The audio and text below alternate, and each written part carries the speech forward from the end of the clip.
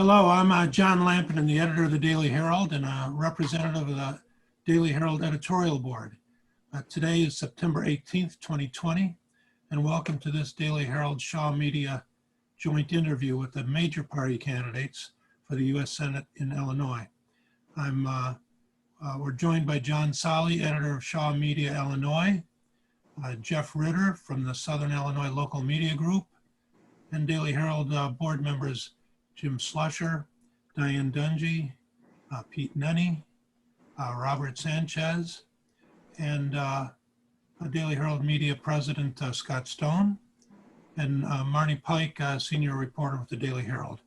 We welcome the candidates, incumbent Dick Durbin, the Democrat, and Republican Mark Curran Jr. We'll vary the rotations between the questions, and Senator Durbin, we'll begin our questioning with you.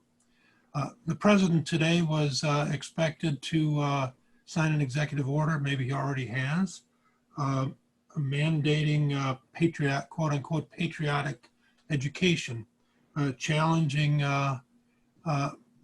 apparent moves by school districts in different parts of the country to move towards education based somewhat on the New York Times 1619 project, which tried to incorporate greater prominence for the role slavery has had in the country's history and the legacy of that slavery. What's your view of the executive order? What's your view of the whole debate between different points of view in terms of what our history is? That executive order sends a shiver down my spine. If you're a student of history, this is one of the most outrageous things that an authoritarian leader does. They decide we've got to re-educate our kids. We've got to rewrite history in the way it's being taught. And to me, this is something that America ought to be very wary of. Traditionally, we have allowed these decisions on education to be made at a local level across the United States. And we've had plenty of controversy associated with it. But the notion was it wasn't going to be dictated by Washington or by any governor. It was going to be decided by state and local school boards. In this case, the president wants to change the topic of history as it's being currently taught. Well, what's really behind this? I mean, let's get beyond whether he has the authority or should do this. What is he trying to do? Well, I read that series and I commend it to everyone to take a look at what happened in 1619 and where we are today. 1619 is when the first slave ship arrived in the United States. And if one does not believe that slavery and race have been an integral part of America's history from that moment forward, then they just haven't studied America's history. The fact of the matter is that our Constitution, and we swear to uphold it, we venerate this great document, was just flat out dead wrong when it came to the issue of slavery written by our founding fathers. And we know that today. We even fought a civil war over that issue. And for the president to decide that this is the wrong way to teach history is for someone else to be deciding what is the right way. I couldn't disagree with them more. We have got to come to grips with the reality of racial injustice in America today. Do it with eyes wide open. The fact of the matter is discrimination still exists. If you doubt it, take a look at that 8 minutes and 46 seconds with George Floyd. If you don't think that is evidence of an outrageous exhibit of excessive behavior by law enforcement, I don't know what is. And the same thing is true with Jacob Blake, and the same thing is true with Breonna Taylor, and the list goes on and on.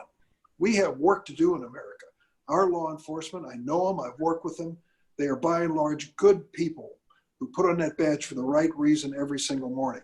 But in their ranks are people who should not wear a badge and should not carry a gun and ought to be taken away from this authority that they currently have because of their own problems and prejudices.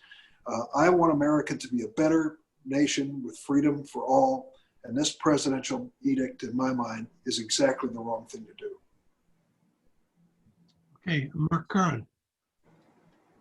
Thank you. So you look at what's been transpiring in our country for some time now in the riots in the street, in all the big cities across America. You look at the statutes coming down, you look at the mob rule, you look at the cancel culture and the attempt to rewrite history. I think that's a very bad direction. Human beings are fallen and we have a flawed nature. So does racism exist? Absolutely. Has racism existed throughout American history? Sure. as the longtime sheriff, the longest serving sheriff of Lake County, Illinois history, I brought in implicit bias and racial diversity, cultural diversity training, recognizing the fact that in all of us there is a bias, in all of us there's a tendency towards some racism, and that we need to be cognizant of that. We need to walk in other people's shoes. As far as law enforcement, Senator Durbin has been great at criticizing them. This is the first time he's really said anything. Today is the first time I've heard him say anything nice about law enforcement, at least in a very long time. Law enforcement is doing a great job by and large, and they're not acting in a racist manner. There's just bad police officers. There always will be. Similarly with our military.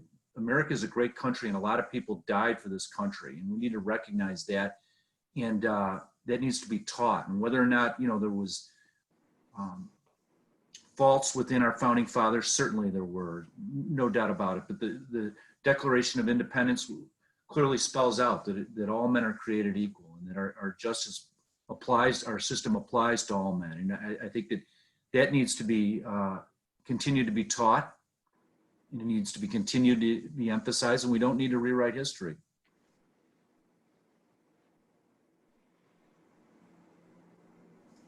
If I could come back to you, Mr. Curran, the president has also said that the election of Joe Biden will lead to the abolition of the suburbs, and this is really kind of focused on affordable housing and zoning in the suburbs. What's your position on that? I mean, he has suggested that these zoning issues will bring more crime to the suburbs.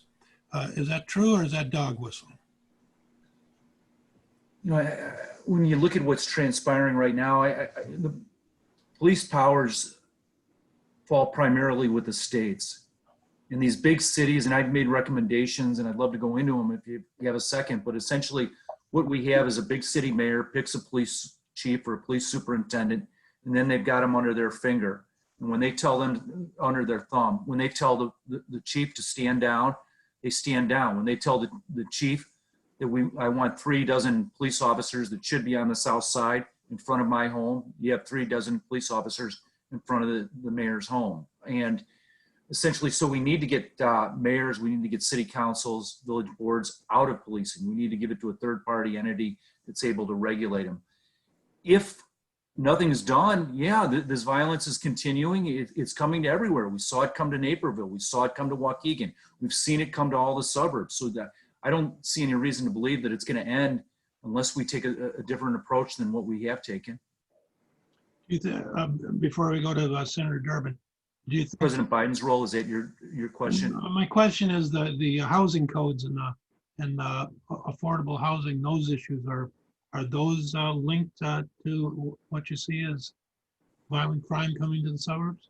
Well, I think that's part of what has fed racism, quite frankly. You know, if there is racism to exist, you know, all these people in wealthy suburbs have Black Lives Matter signs in their windows, but let's bus the kids from the poorer areas to their school and vice versa, and we'll see what happens. So there is a disparity. I don't think that we should be terrified, you know, as far as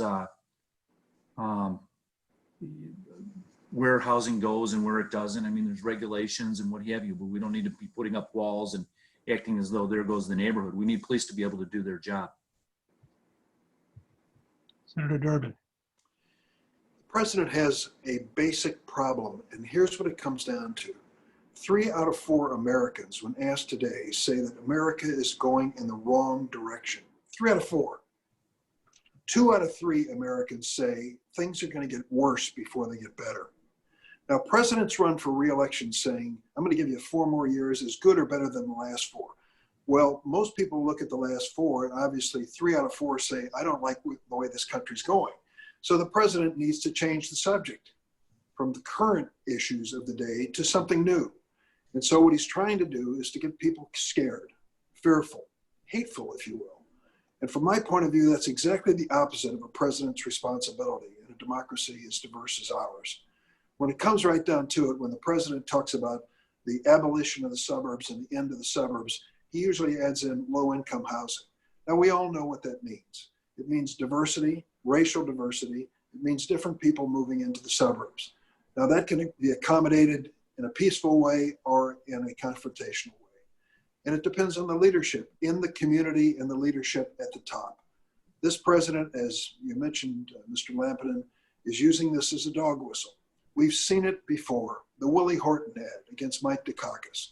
The notion of putting this African-American face on the reason to vote against a Democratic candidate for president. To me, it's as low as it goes in American politics. And it really just feeds the kind of instincts that most of us try to suppress. We just don't want to see these happening. And yet the president is trying to make a campaign of it. The good news is it's not working. It's not working because of two things. Americans are aware of videotapes and DNA. That has changed the whole American conversation about justice. It's no longer a question, well, what happened to this fella that was ended up losing his life on that curb in Minneapolis? We saw what happened for 8 minutes and 46 seconds. Well, how did they happen to shoot Jacob Blake in the back? We saw what happened to Jacob Blake. What happened to Breonna Taylor? Well, we see the evidence that comes out of that. And what it's done is to change, I disagree with Mr. Curran in this regard. What it's done is to change the conversation. Turn on an NFL football game and take a look around at what's going on. 4 years ago, when Colin Kaepernick took a knee on the sidelines, people were saying, what a traitor. It's treasonous. What does this Black Lives Matter? These people are dangerous and they're violent. Guess what? Today, a majority of the Americans understand it and support Black Lives Matter.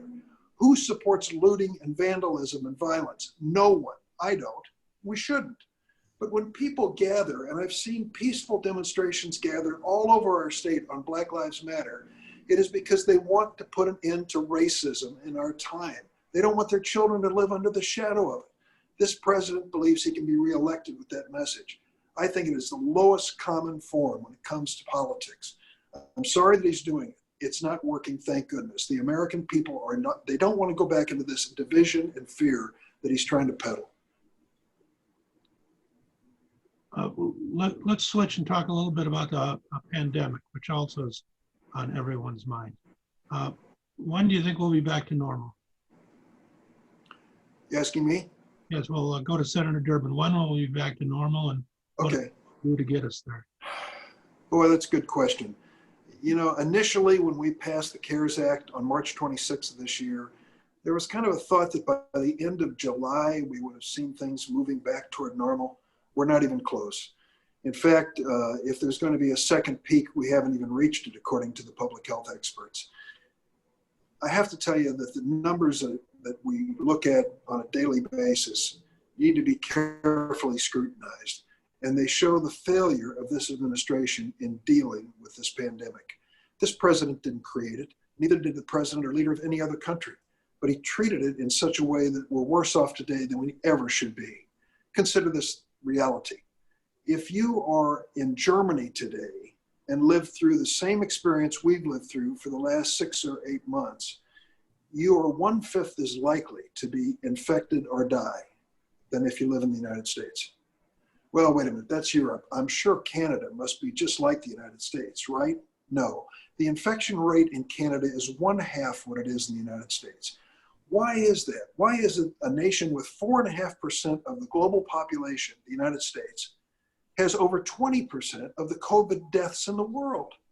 How did that happen? This is a great nation. Doctors and hospitals and nurses and research facilities and pharmaceutical companies. How did it happen?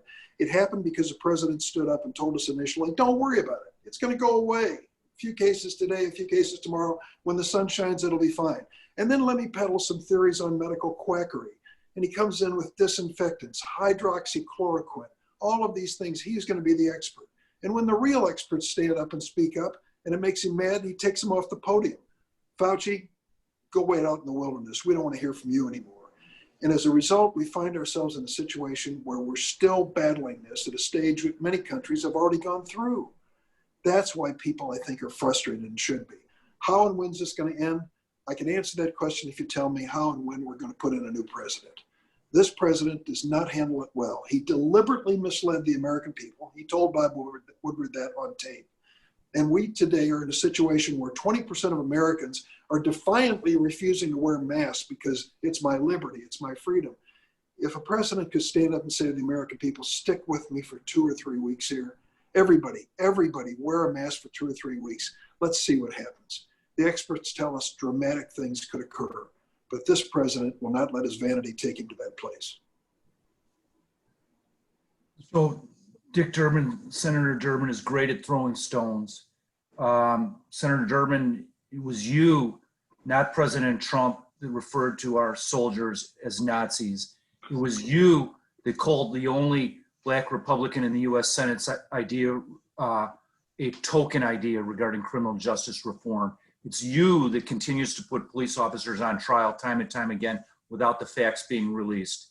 It's you that's working very hard to divide America with your partisan nonsense and your innuendos and your garbage half-truths and untruths. So when will the pandemic go away? I think we're waiting, obviously we're waiting on a vaccine. I think that it's doctors I talk to, they're optimistic that it's happening soon. You know, they're following it closer than I am as far as apparently China has recently come out with something, not that we'd want to try theirs. Russia as well has come out with something. So ultimately what I would say is that when, it's got to be soon.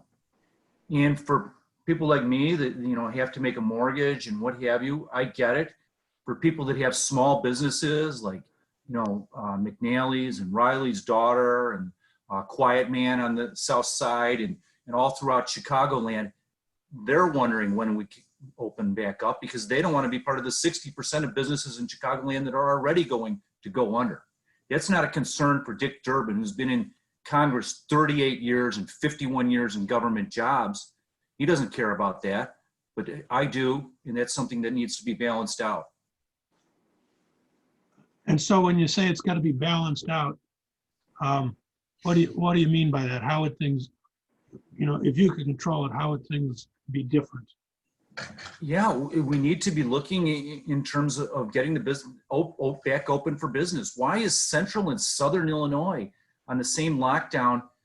You know, I was out at an individual's farm out in Clay County not long ago, and there's not another farm for another 5 miles. And when you go to the store, you're lucky to see 1 or 2 other people. Why do we have the same top-down, everybody lockdown approach? It doesn't work. And ultimately, we need to be thinking along the lines of when can we get these businesses back open? They can't stay closed. We're getting killed in Illinois. We have the worst economy in the nation. Thank you, Dick Durbin, for once again endorsing Mike Madigan to be the head of the Illinois Democrat Party. Thank you, Dick Durbin, you've never found a Democrat that you didn't like. So, I mean, don't nod your head. I have been an independent voice and will continue to be one. So we need to get Illinois back. Illinois is in a lot of trouble financially. We'll give Senator Durbin a chance to respond to that. I don't know where to start with that, what Mr. Curran has just said, other than to say the following. We are not going to get this economy back on its feet until 2 things happen. First, we have a national plan that deals with this coronavirus honestly, and that will require more testing, dramatically increasing our testing and make it better. It was 3 weeks ago when my wife and I, I guess 4 weeks now, in Springfield, decided we had to see these grandkids and live out in New York. So they got tested and they got in the car and started to drive out. We went to get tested. We went to the Illinois Department of Public Health. They stuck the swab up my nose, usual thing. You know, it took 6 days to get the results. 6 days for testing is almost pointless. Who knows where I was 6 days later and where it is compared to the day that the test was made. If we don't have enough testing, a dramatic increase in testing, and we don't have testing that has results in a timely fashion, we can't think about reopening this economy, reopening our schools in a safe way, which is exactly what we need to do. So when you talk about who's the friend of small business, the friend of small business is a person who's going to take this coronavirus and lead us forward out of the current mess that we're in. At this moment in time, the numbers just keep on increasing. And Mr. Curran, I don't set the regions in this state. That's up to Governor Pritzker, and you know that. But I'll tell you this, when you went to the rallies in May and said, reopen the economy, everybody wants to reopen the economy. You know, that was a very dangerous suggestion. Thank goodness people didn't listen to you, because the number of people who have been infected and died since has increased.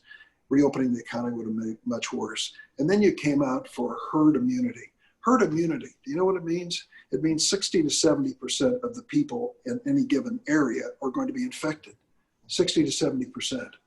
You know what's going to happen to a lot of people over the age of 60? A lot of them are going to get sick and die with the herd immunity approach. It is not reasonable. It is not sensible. It is deadly to too many people in Illinois and across America. May I respond, since once again he's attacked me? I made the suggestion of herd immunity. Is that something that we should contemplate? The problem was that there was no discussion, and that's why the American people feel as though they were ripped off. Why didn't they have some input into what's going on? I'm not going to be able, I now will not be able to pay my mortgage. I now, potentially my family will not have, be able to take care of itself as a result. So that they want to know, why didn't they get to talk about those things? So Senator Durbin, no, you don't care about small businesses. Don't try to even insinuate or imply such. You have an F rating from the National Taxpayer Union, Senator Durbin. Chamber of Commerce, all the business groups have given you terrible ratings over the years. And that's 38 years, and don't try to imply that somehow you're going to get good tomorrow. You have not been good towards small businesses. Trial lawyers own you. They're amongst your biggest donors for a reason. You have not seen a regulation that you didn't want to put on top of small businesses, and you voted for thousands of tax increases. And how has that helped small businesses? It's killed them, Senator Durbin. You are an enemy of small businesses, so don't try to imply that somehow the case is otherwise. I'm going to switch gears and ask you another question, Mr. Curran. We have recently seen wildfires out west like we've never seen before. Is that an indication of global warming? And do we need to be doing more to combat global warming? Or is it just, hey, we're suffering through a bad year? There's a lot of things going on. I think there's evidence that groups, maybe Antifa amongst them, that are lighting some of these fires. Obviously, there's an attempt by a large number of people out there to take America down. And that's something that needs to be recognized. And that's something that, my background as the longest serving Lake County Sheriff, former county, state, and federal prosecutor, speaks to very strongly. Does global warming and climate change exist? Yeah, I'm not going to, I had a business degree and a law degree. I didn't have a science degree. And then, essentially the science community seems to be united that there is a connection between man and the environment, and that we need to take action. I think that we're doing that. Could we be doing more? Yes, but we don't want to go it alone. We want to go it in partnership with the other countries of the world. China has been a rogue actor for a long time. They don't seem to care, despite the fact that even long before the Wuhan virus, everybody in China was wearing masks because they don't want to breathe the air. So even global warming or no global warming, we want clean air, we want clean water, we want clean soil. We should be taking environmental concerns very seriously. If I could follow up before we go to Mr. Durbin on that, what motive would Antifa or any other group have to go light fires? What could they possibly achieve for their own ends by, lighting wildfires? Right. So what end do they have in throwing a Molotov cocktail at a business owner whose life saving is wrapped up in that business, and they don't even know the business owner? So they've been, I could go on with countless examples of things they're doing across cities in America. I'm not saying that it's happening. I'm saying that there are reports of that, and it is a possibility. But I'm not denying your claim that man has something to do with these fires. Senator Durbin. God save us from these conspiracy theories. Now it's Antifa behind the wildfires in the West.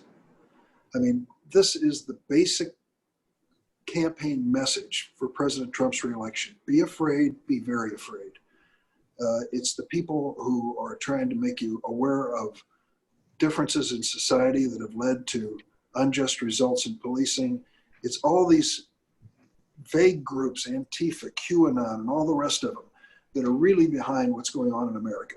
The American people know better. They're not buying this baloney. They know better. And here's what they know. What we have going on in the world today with climate change and global warming is changing a lot of things. Ask the governors who are out on the West Coast in Oregon. Governor of Oregon said the other night on television, well, we've lost about 500,000 acres a year in Oregon to wildfires over the last 3 years. We lost 1 million acres in the last week. So this is not some usual event. It is extreme conditions that have been created, unfortunately, by some of our conduct on Earth. And it's not alone. It was the flood last year in the growing season in Illinois. It's a succession of 5 different hurricanes in the Gulf of Mexico. Things we've never seen before are coming at us in directions we never anticipated. Now, for Mr. Curran to say he believes in science, I sure wish the president would say that.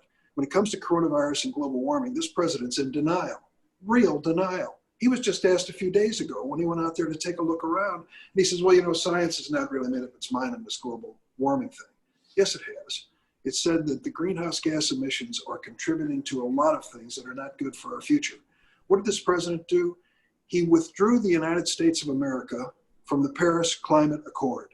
Now we are the only nation on Earth that is not part of the Paris Climate Accord, which is destined or designed to reduce greenhouse gas emissions dramatically by the year 2050. We're the only nation on Earth that's done it. How can we be credible in this situation? We should be part of the solution.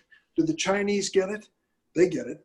Do you know that half the electric vehicles in the world are in China? Do you know that 70% of all the battery technology we need for the future electric vehicles are being made in China? Did you know that 80% of all the solar cell hardware is being made in China? They get it and they see the future. We've got a head in the sand president who ignores it. Yes, climate change is for real. Global warming is for real. We're paying a price for it now, and we need leadership that recognizes it. Mr. Lampin, would I be able to? Sure. Thank you. So, Senator Durbin, I spent a long time in the business of recognizing evil, and evil does exist, and people do evil things, and you seem to not have recognized that, with no voice on anything that's going on as far as the violence in all these cities in America. It's real. It's coming. It has come to America, and people are afraid, whether we want that or not. With regards to President Trump, we're not running against President Trump. I'm running against you, Senator Durbin. And you want to make this about President Trump, but he's not on the ballot for the United States Senate. So I just what I would say is that we've addressed these issues, and I think that we're moving in the right direction. But by the same token, we can't go it alone. That's not gonna work. Senator Durbin, you've been in Washington for a long time now, and certainly people see the divisions in the country. They're also frustrated by the lack of Washington being able to work together between people being able to work across the aisles. I don't know if they used to work across the aisles better, and that's or if that's just a romantic recollection of the past. But what has to be done to make Congress work better? What's got to be done? Are there systematic things that could be done to help encourage better collaboration and working together? Well, a lot of it's personal, and each member has to decide how they're going to chart their course politically.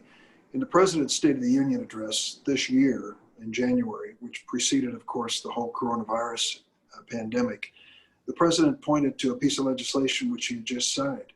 The legislation was the One Step Act, First Step Act, I should say, and it was criminal justice reform.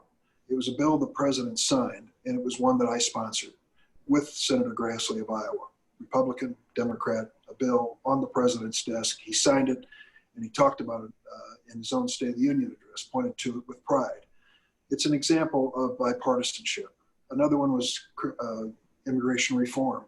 Did that with John McCain. We put that together in a gang of 8 a few years ago, passed it in the Senate with 68 votes. It can be done, and it's being done. when it came to the CARES Act that we passed on March 26th of this year to deal with the coronavirus, that bill passed 96-0. Democrats and Republicans came together. And I might say it's been more direct assistance to small business than any single thing that's happened in the last few decades. I was glad to be part of that. It can happen. If you want to know what the underlying issue is and problem, I would say politics is different today than it was 10 or 20 years ago. But one thing is certainly obvious. It is dramatically more expensive than it ever has been. Citizens United decision by the Supreme Court that said that corporations should be treated as individuals and give unlimited amounts of money, I think was a wrong decision. I don't believe that was in the best interest of this country. I've got a bill for public financing on campaigns to reduce the amount of money in campaigns and the length of campaigns. I think that would move us a little bit closer to working together. Mr. Curran? Well, with regards to campaign finance reform, I would be in favor of that as well. Senator Durbin has done very well, taking money from the biggest corporations, the wealthiest individuals. Before he talked about China, Senator Durbin has been a big part of the reason why China is where it's at right now, watching jobs shipped overseas, supporting NAFTA, supporting trade breaks for China, killing the American workers in the process. Senator Durbin has done great by China, no doubt about it, but China has not done great by the United States, and it's a big problem. With regards to what needs to be done to make Congress work better, Senator Durbin from all the liberal groups, has an A rating, 100% from Planned Parenthood. You could go right down the list. He has an F rating from the American Taxpayer Union. He has a voting record, a career over 38 years of more than 95% with his own party. He'll find somebody once in a while that he wants to be friends with, a John McCain or what have you, and I commend him on that. But by the same token, Senator Durbin is a far left partisan. And that's why he's been able to have that position of number 2 in the Democratic leadership in the United States Senate. So as the Democrats have moved further and further to the left, he's been right there with them. I look at him, 38 years there, Senator Durbin. Is Medicare going to be around? Is Social Security going to be around? Maybe not. And you know whose fault that is? That's your fault. I look at the debt that my children are going to inherit, $26 trillion right now. You voted for every single tax increase. You voted to raise the debt ceiling a couple dozen times. You have been fiscally irresponsible for 38 years, Senator Durbin. You're not going to change tomorrow. So, you have all these ideas and it's all President Trump did this, that, and the other. Well, you know what? President Trump's only been there for a handful of years. You've been there for a lifetime. You want to respond to that, Senator? No. Mr. Curran, I want to go back to a broader question. That is, what do you see as the most important issue in the race, and why is it that you're running?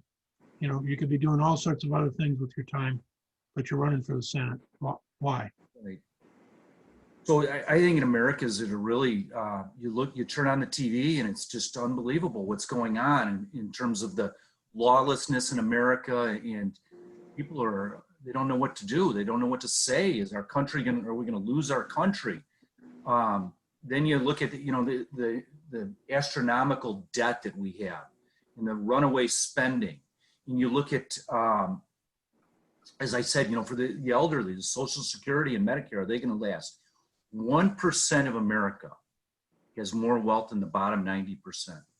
I'm fighting for the middle class. I mean, the reason why socialism is so appealing to young people nowadays is they see that disparity in wealth and income and they think that's not right. So we need to get the good paying jobs back home. I have ideas to do that, to bring them back to America, to grow the middle class. And, I mean, these are things that Senator Durbin could have been doing, but wasn't doing. He was too busy listening to lobbyists and what have you, and going on beautiful trips and what have you. But that's not me. I will fight for the middle class. I recognize we're at a crossroads in our country, and our country is very much worth saving. Senator Durbin, why are you going at it again? Well, let me tell you, I want to be there because I think there's a substantial change in America that's about to take place. If I'm right and the man I support for President, Joe Biden, is elected, we're going to have a chance to turn this country around in the right direction. I want to be there for that. First and foremost, to deal with coronavirus in a responsible way.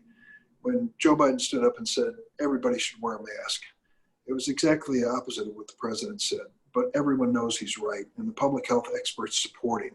It's not popular with everyone to make that suggestion, but presidents, when they lead, have to say things that aren't popular, that are in the best interest of the United States. Secondly, I think there are things that need to be done when it comes to not only repairing this country, but reuniting this country. I know Joe Biden. Yes, I've served with him for a number of years, Mr. Curran. That's for sure. I'll tell you something. There's no more compassionate, caring person I've ever met in public life. If there was ever a moment in our history when we need someone who would calmly reach out and try to start binding the wounds of this nation, it is now. Joe Biden will do it. Donald Trump will never do it, and we know that for sure. I also want to make sure that when things are decided in the future, as they will, that Illinois has a seat at the table. My seniority has been lambasted here, and I understand that when I was a newcomer, I used to do exactly the same thing. But I'm in this position now in the Senate to help the state of Illinois. I've done it, I'll continue to do it, all across the state, from Southern Illinois all the way up to Chicago and beyond. And let me just say one thing in closing as well. I'm not apologizing for my life in public service. I sit and watch these men and women come before me who are seeking judgeships, and they file financial disclosures, and I look at them and I think to myself, they've did pretty well for themselves. They've done pretty well. I decided that wasn't my ambition in life, to see how many dollars I could accumulate or toys I could put together, but to try to be involved in public service. And I've done it. It's true, it's been 38 years, but each and every time the voters had to make the decision that they wanted me to continue. That's the way it should be. And that's the way it is this time with this election.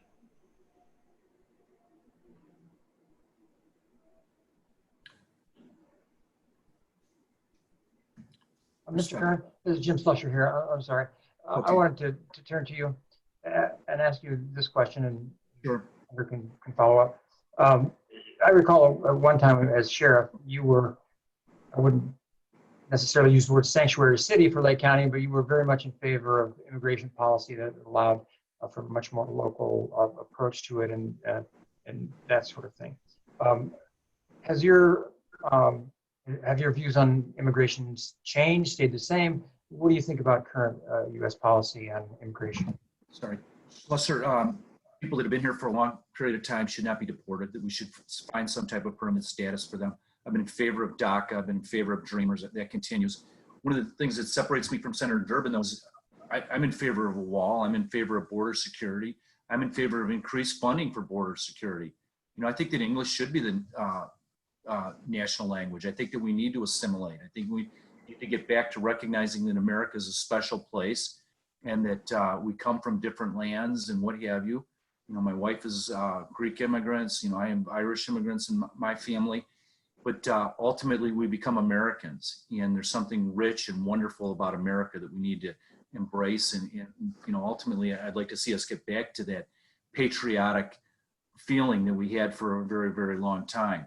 But as far as immigration, I think that because we are so divided, I think ultimately, in order to get the things like border security on the level that we need it, we're going to have to address it all together. Probably, you know, there's going to have to be a compromise there. I know he's going to talk about his bill in 2013. Yes, I supported it. As a matter of fact, Vice President Biden on his own dime flew me to the White House to meet with him in the Eisenhower building and only about 10 other law enforcement officials to see what could we do to pass this immigration bill. I was flown around the country by different groups because I was an advocate of immigration reform. We need these people. And it's, you know, it would be heartless to send them to some place that they have no ties to at this point in time after they've been here for decades. Senator Durbin? Mark, you read my mind. I was going to remind you and thank you for being part of several get-togethers as a Republican sheriff meeting with a Democratic senator to talk about immigration and basically to agree on many things. Wouldn't it be great if we returned to those days where Democrats and Republicans could sit down and tackle a broken immigration system? I think it's important. And what we did in 2013 was bipartisan all the way. Gang of 8, 4 Republicans, 4 Democrats.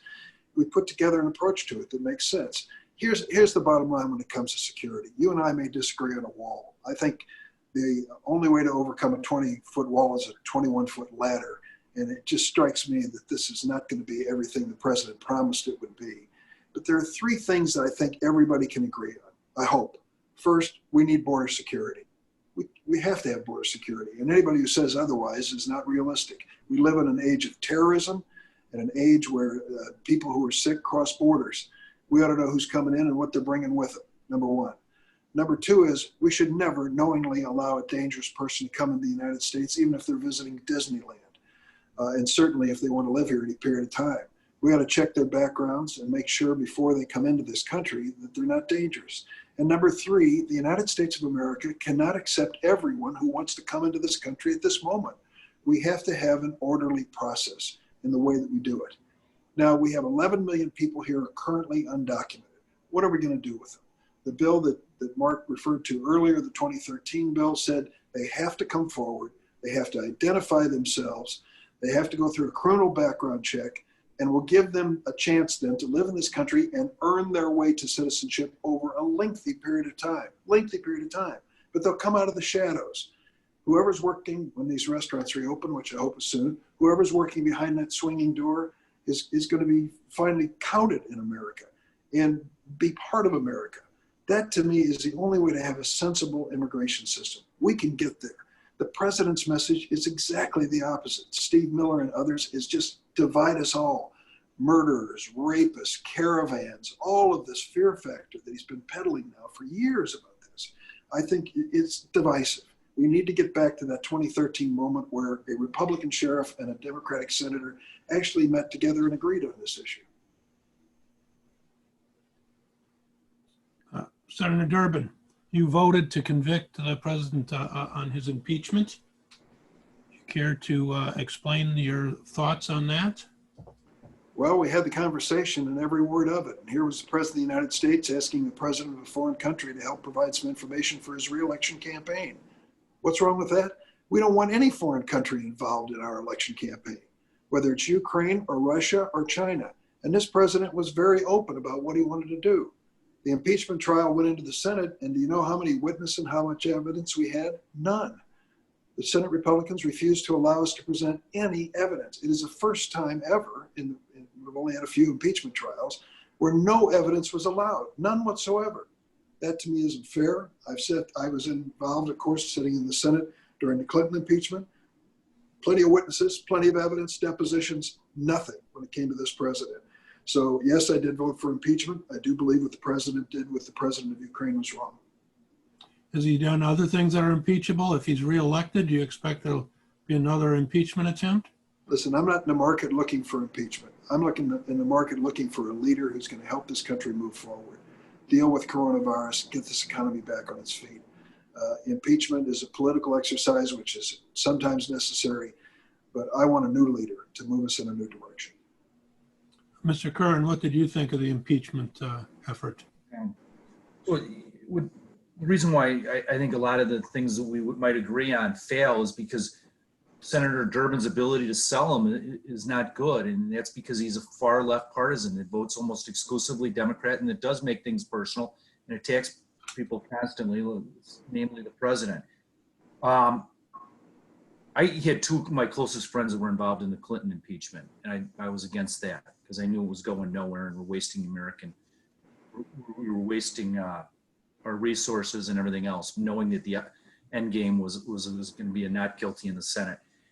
Similarly, I felt the same way with regards to President Trump, that this is a waste of time. We knew what the end vote was going to be in the Senate. We knew that he was not going to be impeached. But beyond that, I mean, I've tried over 100 juries. And what President Trump asked, of Ukraine could be interpreted so many different ways that to think that they were somehow, only going to take the most culpable explanation and that they were going to run with that, it was terrible. And I think that President Trump was treated unfairly. he has been treated unfairly. It's made it difficult for him to continue as the commander-in-chief and the head of this nation. You know, Senator Durbin sent a letter to Ukraine, and you know, asking them to make sure that they cooperated with the Mueller investigation. And you know, there were innuendos and implications with regards to that. And I think most people that are intellectually honest would say that what President Trump did and what Senator Durbin did are basically the same thing. And we're not going to sit there and try to convict either one of them, because there's all kinds of explanations as to what transpired. But that doesn't happen when you have a far left partisan like Senator Durbin. And I'm not even sure that he wanted to go there. We saw that a lot of the elder members of the Congress did not want to go there. But then when the AOC and the ONR crowd started screaming and what have you, that they figured, oh no, you know, we can't, we have to do what they want. And that's essentially what we're seeing in a lot of issues that face our country right now. May I ask Mr. Curran a question? Sure. Have you ever met AOC? I haven't. AOC? No, I have not met her, but I haven't either. nonetheless, I mean, Someday maybe we both can meet her. yes, she's reflective of so many, you know, I mean, it's so many of that wing of your party right now, Senator, and I think you know that. Far left. You're not moderate.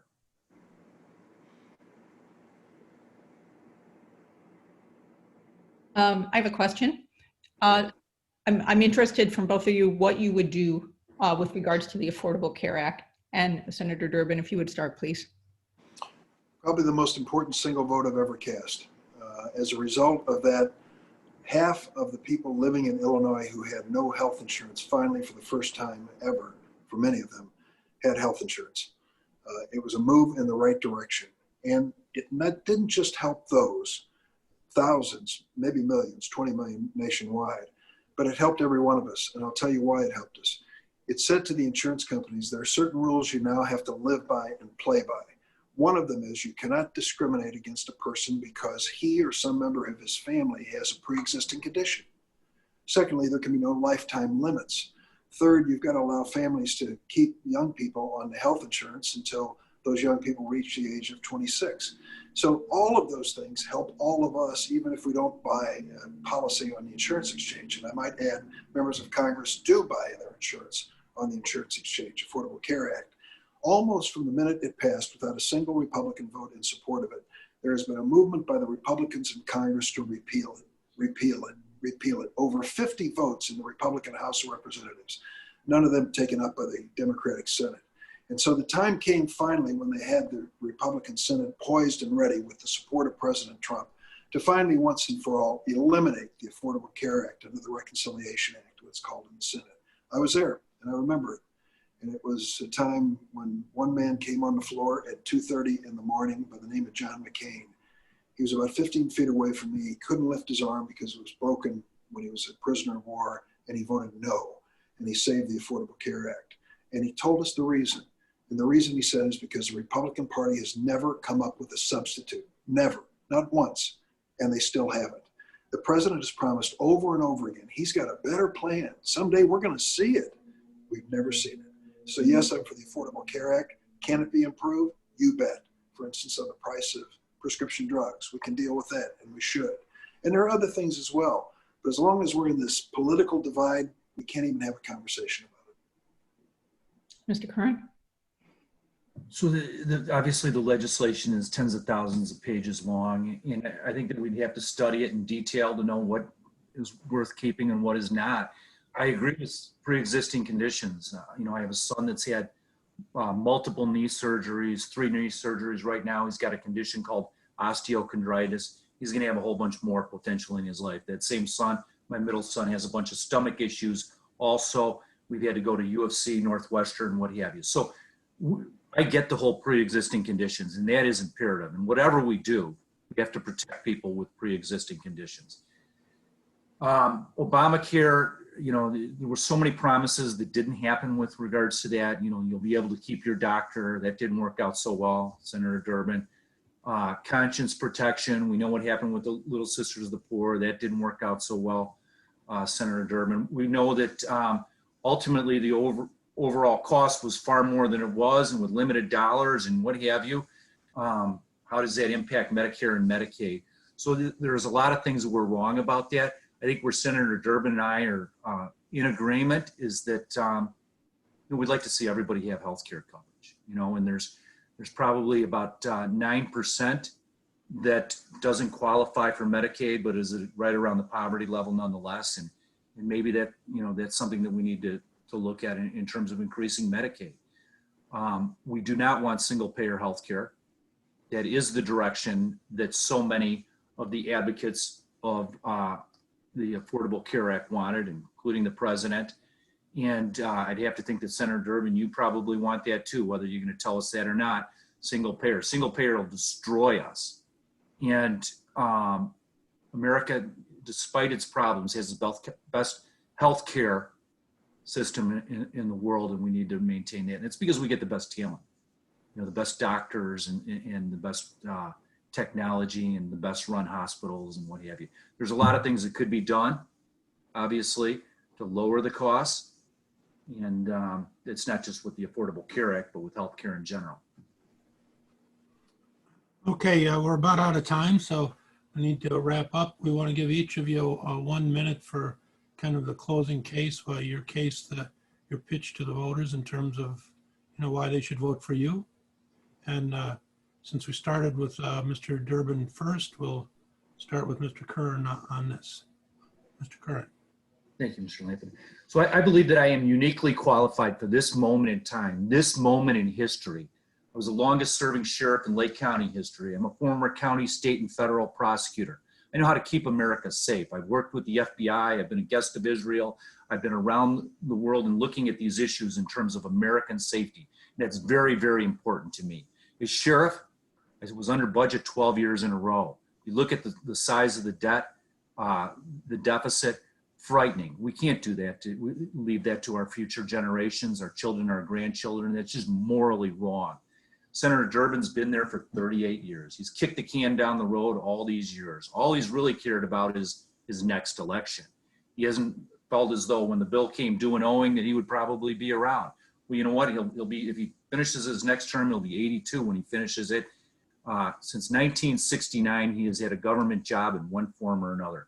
It's frightening. He needs to get out, get into the real world, see how tough it is. That's what people tell me all the time. And that's why he's lost the connection. I will fight for Americans. I get it, middle-class Americans. I get it that it's hard. I understand that we've lost a lot of good-paying jobs and they need to come back. I understand that you're struggling. I understand the cost of living continues to go up and your wages don't. Well, I will be fighting for you. I have your back. I'd love your support. Mark Curran for United States Senate-elect Curran, folks. Senator Durbin. Thanks to the Daily Herald and Shaw Publications for letting us come by today and discuss these important issues, which really will have an impact on the future of America. And thank you for giving me a chance to say a few words. It's been my honor to be in public service these years. I've had a chance many times to leave, make money, do other things. I like what I'm doing. I'm not in this business to get rich. I'm in this business to try to help people in our state.